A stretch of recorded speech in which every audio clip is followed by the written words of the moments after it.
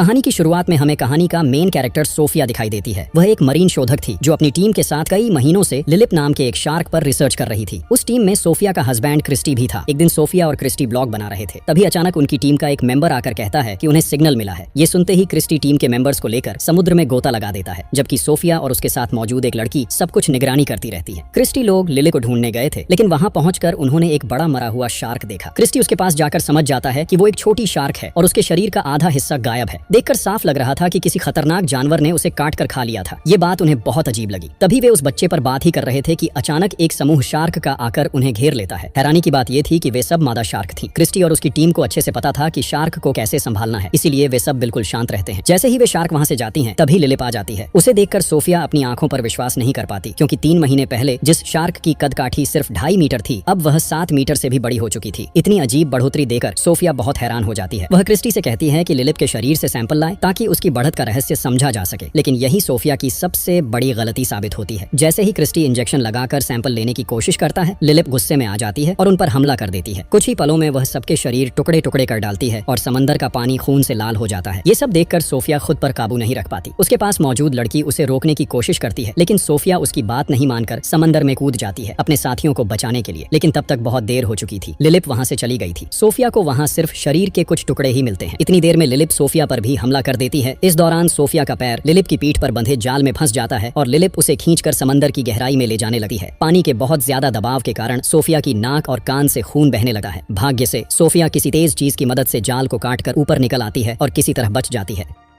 उसके बाद scene shift होता है और हमें 3 साल बाद का सीन दिखाया जाता है। एक दिन पेरिस सिटी में 2 लड़के मछली पकड़ने गए थे और नदी के अंदर से छोटा सा मिसाइल मिलता है। वो दोनों तुरंत पुलिस को बता देते हैं, तो पुलिस आकर इसकी इन्वेस्टिगेशन शुरू कर देती है। धीरे धीरे वहाँ मीडिया के लोग भी पहुंच जाते हैं। पुलिस उन्हें बताती है कि नदी के उस एरिया में अभी भी 2nd वर्ल्ड वॉर के मिसाइल मिलते हैं, लेकिन डरने की कोई बात नहीं, क्योंकि वो मिसाइल नदी के बहुत गहरे हिस्से में है। दूसरी तरफ सीन शिफ्ट होता है और हम सोफिया को देखते हैं। अब उसने अपना रिसर्च का काम छोड़ दिया है और अब वह एक एक्वेरियम में काम करती है। जब कोई बच्चे वहाँ आते हैं तो वह उन्हें समंदर के अलग अलग क्रिएचर्स के बारे में बताती है। एक दिन वह बच्चों को समंदर के जीवों के बारे में बता रही थी। तभी एक बच्चा अचानक बोल पड़ा, सोफिया, अगर तुम्हें समंदर के जीवों के बारे में इतना सब पता है तो तुम्हारी टीम को क्यों नहीं बचा पाई? उन्हें तो शार्क के हाथ मरना पड़ा। ये सुनकर सोफिया चुप रह गई और तुरंत वहां से निकल गई। तभी मिका नाम का एक मरीन सेवियर उसके पास आया और उससे बात करने की कोशिश करने लगा। मरीन सेवियर वो लोग होते हैं जो समंदर के जीवों को बचाने का काम करते हैं। सोफिया उस समय बात करने की स्थिति में नहीं थी, इसलिए उसने मिका से बचते हुए वहां से चलना शुरू किया। तभी मिका अचानक बोल पड़ा, मैं प्लान 7 के बारे में जानता हूँ। ये सुनकर सोफिया रुक गई। असल में प्लान 7 लिलिप का ऑफिशियल नाम है। मिका सोफिया को अपने लैब में ले जाता है। वहाँ मिका और उसकी दोस्त बैन उसे बताते हैं कि लिलिप अब पेरिस में आ गया है और उसके शरीर में लगा ट्रैकर अब भी एक्टिव है और उसका एक्सेस उनके पास भी है। लेकिन सोफिया उनकी बात मानना नहीं चाहती, क्योंकि पेरिस के साफ मीठे पानी में शार्क कभी नहीं आएगी और अगर किसी तरह आ भी जाए तो वह ज्यादा देर तक जिंदा नहीं रह पाएगी। तब मिका उसे बताता है कि आज ही वे लिलिप को खोजने के लिए उस नदी में जाएंगे। वह सोफिया से भी उनके साथ जाने के लिए रिक्वेस्ट करता है, लेकिन सोफिया राजी नहीं होती और वहां से निकल जाती है। घर लौटकर वह अपने पुराने सामान में झांकते हुए एक टैब पाती है जिस पर उनके 3 साल पुराने वीडियो सेव थे। सोफिया वो वीडियो देखकर बहुत इमोशनल हो जाती है। तभी अचानक मिका की बातें उसके दिमाग में आती हैं। वह ट्रैकर के जरिए पता करती है कि लिलिप सच में पेरिस आ गया है, लेकिन मिका तो उसी रात नदी में जाने वाले थे। सोफिया तुरंत मिका को फोन करती है ताकि उसे सावधान कर सके, क्योंकि उस शार्क की खौफनाकता केवल सोफिया ही जानती है। लेकिन मिका का फोन तब बंद था, इसलिए सोफिया एक वॉइस मैसेज भेज देती है। इसी बीच मिका और बेन को देखा जाता है। वे तब तक नदी में पहुंच चुके थे। वहाँ मिका नदी में उतर जाता है और बेन बोट में बैठकर उसके लिए इंतजार करती रहती है। मिका नदी में उतरते समय अपने शरीर पर एक हुक लगाकर रखा था ताकि ऊपर कोई समस्या होने पर बेन उस हुक को खींचकर मिका को सिग्नल दे सके। इसके बाद मिका नदी की गहराई में जाकर एक कार देखता है और उसके पास बढ़ता है। कार की बॉडी पर वह अजीब कुछ निशान देखता है, जिन्हें देखकर लगता है कि कोई बड़ा जीव उसके ऊपर हमला कर चुका है। तभी अचानक वहां पुलिस पहुंच जाती है। बेन हुक को पकड़कर खींचने लगी है, लेकिन मिका पानी से निकलना नहीं चाहता, इसलिए वह हुक को खोल देता है। इसी बीच पुलिस के करीब आते देख बेन वहां से भाग जाती है और मिका पुलिस के हाथ लग जाता है। पुलिस मिका से पूछती है कि इतनी रात में नदी में उतरने का वजह क्या था। मिका कहता है कि वह एक मरीन सेवर है, इसलिए पानी में रहना उसके लिए सिंपल है, लेकिन पुलिस उस पर विश्वास नहीं करती, क्योंकि इतनी रात में किसी का नदी। तभी सोफिया वहां पहुंच जाती है मिकाओं को रोकने के लिए, लेकिन वहां जाकर वह देखती है कि मिका को पुलिस पकड़कर ले जा रही है, इसलिए वह वहीं से वापस चली जाती है। पुलिस स्टेशन लेकर मिका से पूछताछ करती है और पता चलता है कि उस नदी में एक शार्क है और वह उस कार के बारे में भी बताता है, लेकिन पुलिस उसकी बात मानती नहीं, क्योंकि उनके मुताबिक शार्क कभी भी मीठे पानी में सर्वाइव नहीं कर सकती। तो अगले दिन सुबह नदी की गहराई में पड़ी उस कार को पुलिस रेस्क्यू कर लेती है। उसके अंदर एक इंसान का डेड बॉडी पड़ा था। वह देखकर सभी बहुत खौफनाक महसूस करते हैं, क्योंकि डेड बॉडी का लगभग आधा हिस्सा गायब था। देखकर ही समझ आ रहा था कि कोई बड़ा जीव उस हिस्से को काट ले गया। ठीक उसी समय सोफिया फिर से लिलिप को फॉलो करते हुए नदी के किनारे पहुंच जाती है। वहां जाकर उसकी पुलिस से मुलाकात हो जाती है। सोफिया पुलिस को बताती है कि वह एक मरीन शोध करता है और उस डेड बॉडी को देखकर वह कहती है कि यह काम पक्का शार्क का है। तभी मिका पूरी दोष की जिम्मेदारी सोफिया के सिर पर डाल देता है। वह कहता है कि सोफिया ने उसे नदी में उतरने को कहा था। सोफिया उस बात को इनकार कर देती है, लेकिन पुलिस उसकी बात नहीं मानती, इसलिए उसे भी पुलिस के साथ स्टेशन जाना पड़ता है। स्टेशन पहुंचने के बाद पुलिस ऑफिसर और आदिल सोफिया को लेकर जाते हैं उनके आयुक्त के पास। तब तक सोफिया आदिल को उस ट्रैकर के बारे में बता चुकी थी जिससे वे लिलिप को फॉलो कर रहे हैं। लेकिन जब वह यह बात आयुक्त को बताती है तो आयुक्त उसकी बात पर विश्वास नहीं करता। वह अपनी टीम को खुद से इस संदर्भ की जांच करने का ऑर्डर देता है। उसके अनुसार आदिल अपनी टीम के साथ उस नदी में डाइव करने की तैयारी करता है। तब सोफिया उन्हें समझाने की कोशिश करती है कि इस समय नदी में जाना खतरनाक है, वे बाहर से ही लिलिप को ट्रैक कर सकते हैं। लेकिन आदिल उसकी बात पर ध्यान नहीं देता। तब मिका भी चुपचाप नहीं रहता। वह एक साइकिल लेकर सोफिया का फॉलो करना शुरू कर देता है। इसी बीच सोफिया ट्रैकर के जरिए आदिलों को गाइड करती है और उन्हें लिलिप के पास ले जाती है। इसके बाद कुछ पुलिस वाले नीचे उतरते हैं पूरे मामले को जांचने के लिए। वे वहां जाकर लिलिप को नहीं देखते, लेकिन शार्क की मौजूदगी महसूस कर सकते हैं। इसी दौरान सोफिया सबको बताती है कि लिलिप उनके बहुत करीब आ गया है। अचानक सोफिया के टैब पर लिलिप का सिग्नल आना बंद हो जाता है। तब पानी के नीचे मौजूद पुलिस वाले डर के मारे जल्दी ऊपर उठाते हैं। सोफिया समझ नहीं पाती कि अचानक क्या हो गया। खैर, वे सुरक्षित ऊपर आ जाते हैं और राडार चेक करने पर पता चलता है कि उनके आसपास एक बड़ी शार्क थी। इसी बीच सोफिया की नजर दूर खड़े मिका पर पड़ती है। असल में मिका सोचता था कि पुलिस शायद लिलिप को मार देगी। दूसरी तरफ वह तो लिलिप को बचाने की कोशिश कर रहा था, इसलिए उसने बेन से बात करके सोफिया के डिवाइस से लिलिप का सिग्नल बंद करवा दिया। यह समझते ही सोफिया सीधे मिका के लैब चली जाती है। वह मिका को उसके काम के लिए डांटने लगती है। वह मिका से कहती है कि उस शार्क के वजह उसे अपनी टीम को खोना पड़ा, इसलिए उसे बचाने की कोशिश करना गलत होगा। लेकिन मिका उसकी बात नहीं मानता। उसका मानना था कि शार्क कभी भी बिना वजह किसी पर हमला नहीं करता और जो कुछ भी सोफिया के दोस्तों के साथ हुआ उसके पीछे पूरी तरह से सोफिया की ही गलती थी। ये सुनकर सोफिया को बहुत दुख होता है और वह वहां से चली जाती है। दूसरी तरफ आदिल जाकर आयुक्त को शार्क के बारे में बताता है। यह सुनकर आयुक्त बहुत तनाव में आ जाता है, क्योंकि कुछ ही दिनों में उस नदी में एक इंटरनेशनल तैराकी कंपटीशन होने वाली है और इसे पेरिस शहर के मेयर ने खुद ऑर्गेनाइज किया है। खैर, आदिल आयुक्त को समझाता है कि इतनी खतरनाक स्थिति में यह इवेंट नहीं होना चाहिए, इसलिए वे मेयर के पास जाकर इवेंट को कैंसिल करने के लिए रिक्वेस्ट करते हैं। लेकिन मेयर उनकी बात नहीं सुनता, क्योंकि उस इवेंट में लगभग 117 करोड़ डॉलर खर्च हो चुके हैं। इसलिए अगर इवेंट कैंसिल हुआ तो उन्हें बहुत बड़ा नुकसान होगा। मेयर उन्हें ऑर्डर देता है कि किसी भी तरह उस शार्क को वहां से हटाया जाए। फिर भी वह इवेंट किसी भी हालत में कैंसिल नहीं करेगा। आयुक्त तब निराश होकर लौटता है और सोचने लगता है कि कैसे वे लिलिप के हाथों पेरिस शहर ऐसे को बचा पाएंगे। इसी बीच मिका का एक वायरल वीडियो उनकी नजर में आता है। उसमें वह सभी को कहता है कि शार्क बहुत ही शांत स्वरूप के जीव हैं और उनके वजह ही समंदर का संतुलन बना रहता है। लेकिन वर्तमान में कुछ लोग उन शार्क को मारने के लिए पूरी कोशिश कर रहे हैं। हर साल कई शार्क मारी जा रही हैं, जिससे समंदर का पर्यावरण बिगड़ रहा है और इसका असर बाहर के वातावरण पर भी पड़ रहा है। इसलिए वह सभी को उन शार्क को बचाने के लिए रिक्वेस्ट करता है और सभी को उस नदी के अंदर के एक टनल के पास आने को कहता है, जिसका नाम है कैटाकम्बास।